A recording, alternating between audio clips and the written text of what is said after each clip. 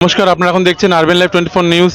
ট্যাঙ্কির জল এই মুহূর্তে ওভারফ্লো হয়ে বেরোচ্ছে এবং দোকানদারদের রীতিমতন অসুবিধা হচ্ছে এবং পথচারীদের রীতিমতন অসুবিধা হচ্ছে। আপনারা দেখতে পাচ্ছেন এই মুহূর্তে বাথরুমে জল বেরোচ্ছে, গন্ধ, লোকে বসতে পারছে না, দোকানদারি করতে পারছে না, দোকান খুলতে পারছে না। এই হচ্ছে আর কি, অনেকদিন জমা হচ্ছে প্রায়।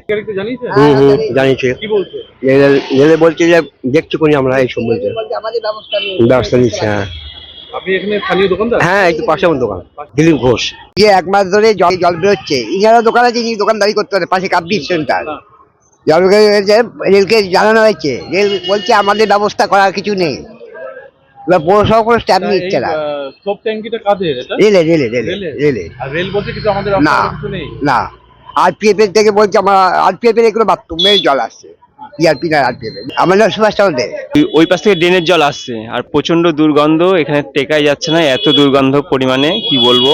আর যাওয়া আসায় তো সব উঠছেই, মানে ভীষণই বাজে ব্যাপার একটা। এখানে বাথরুম এরকম কিছু জল হচ্ছে আসছে এখানে, এই আরপিএফ নাকি জানিয়ে এসছে। আচ্ছা, কি বলেছেন তারা? তারা বলেছে দেখছি আমরা। প্রচন্ড দুর্গন্ধের জন্য লোকজন কম আসছে এখানটায়, মানে খরিদ্দার কম আসছে। কি নাম আপনার? সঞ্জয় দে। নমস্কার, আমি তিথি কর্মকার বলছি।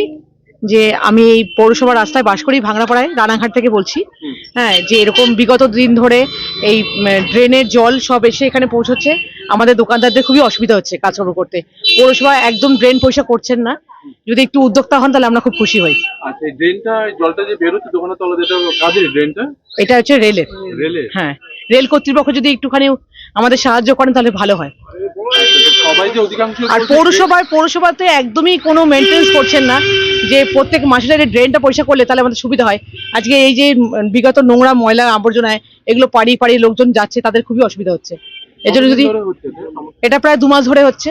আপনারা জানিয়েছে পৌরসভা বা রেলের লোককে? হ্যাঁ, বলা হয়েছে, দুজনকেই বলা হয়েছে। হ্যাঁ, তারা কি বলেছে?